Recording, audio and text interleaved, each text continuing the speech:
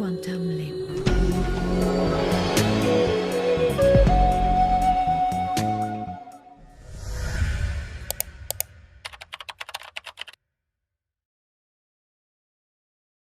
Bonjour à tous. YouTube a censuré et supprimé la chaîne de Jeanne Traduction. Il est hors de question que nous les laissions faire. Elle revient en force avec toujours plus de contenu et de traduction. Vous trouverez le lien en description de sa nouvelle chaîne sous cette vidéo. Je vous invite à vous y abonner. Merci. Le 1er janvier 2021, le président Trump partage sur sa chaîne YouTube la chronique du journaliste Pearson Chart de la chaîne d'information One American News. Les soi-disant résultats des élections du 3 novembre laissent beaucoup de gens perplexes. Au moins 75 millions de personnes, mais probablement beaucoup plus.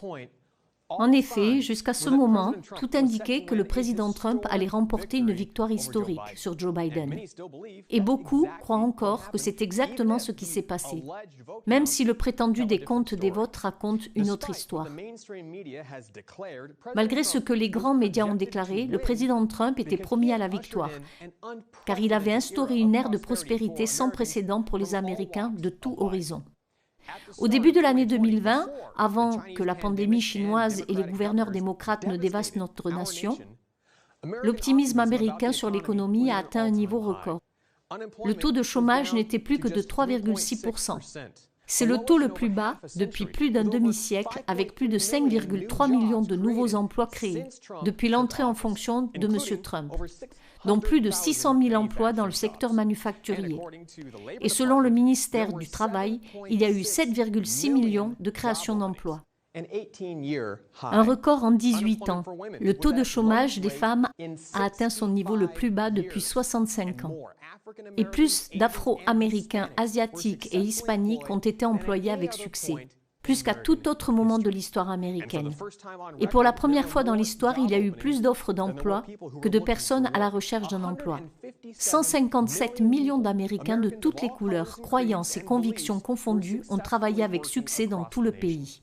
Les salaires augmentent au rythme le plus rapide depuis des décennies. Et la croissance des salaires des ouvriers, pour lesquels je promets de me battre, est plus rapide que ce que l'on aurait pu croire. Près de 5 millions d'Américains ont été retirés des bons d'alimentation. Ce n'est pas l'héritage de quelqu'un qui a été facilement battu par un politicien de 47 ans, de carrière, dont la seule prétention glorieuse est d'avoir profité du succès d'Obama pendant 8 ans en se vendant à la Chine et en construisant la richesse de sa famille sur le dos des citoyens américains, et d'avoir admis devant les caméras avoir soudoyé les fonctionnaires étrangers pour qu'ils cessent d'enquêter sur la corruption de son fils toxicomane. Et quand on considère le nombre de votes que le président Trump a reçus lors de cette élection, sa prétendue perte au profit du bureaucrate Biden est encore moins logique. Cette fois-ci, le président Trump a recueilli plus de voix que tout autre président candidat à la réélection dans l'histoire américaine. Par rapport à 2016, le président Trump a reçu 11 millions de voix de plus, ce qui, si l'on considère la réélection d'Obama en 2012, représente 3,5 millions de voix de moins que lors de sa candidature en 2008. 3,5 millions de votes en moins pour l'homme que la gauche socialiste prétend être le meilleur président de l'histoire américaine. Si le président Trump a obtenu autant de voix, c'est parce que son soutien auprès des Américains de tout horizon a augmenté plus vite qu'on ne pouvait le deviner. Son soutien parmi les électeurs noirs, qui votent massivement pour le Parti démocrate, a augmenté de 50% depuis 2016. Pendant ce temps, le soutien de Biden parmi les électeurs noirs est tombé en dessous de 90% et, historiquement, lorsque cela se produit, un candidat démocrate perd carrément l'élection. Les hispaniques ont également été nombreux à se présenter aux élections présidentielles avec une hausse de plus de 35% et soulèvent des doutes quant à savoir si Biden a récolté les 60% qui sont mathématiquement nécessaires pour gagner l'élection. Vous avez peut-être entendu l'expression « si l'Ohio va, la nation va ». C'est parce que dans presque toutes les élections récentes, le candidat de l'Ohio qui remporte les élections est le vainqueur de la présidentielle. Et pendant les 168 dernières années, depuis 1852, la seule personne à avoir gagné l'Ohio, l'Iowa et la Floride, mais avoir perdu les élections nationales, a été Richard Nixon. C'est aussi rare que cela. Et le soutien du président Trump dans ces États a en fait augmenté depuis la dernière élection.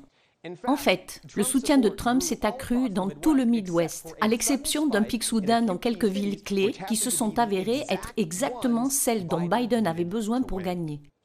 Il est également inhabituel de constater que dans l'ensemble du pays, Biden n'a remporté que 509 comtés. En 2008, Obama a remporté l'élection avec 873 comtés. Mais ces deux chiffres sont absolument éclipsés par le président Trump qui, le 3 novembre, a remporté le nombre étonnant de 2547 comtés. Et cela s'ajoute aux victoires des principaux partis à la Chambre des représentants ainsi qu'au maintien et même à l'obtention des sièges dans l'Assemblée législative des États. Et pourtant, on s'attend toujours à ce que Joe Biden ait obtenu plus de voix que n'importe quel autre président dans l'histoire. Pour One American News, je suis Pearson Sharp. Merci de partager cette vidéo, de vous abonner à ma chaîne, d'activer la cloche, de liker. Et pour me soutenir, si vous le pouvez, il y a un lien PayPal en description sous cette vidéo.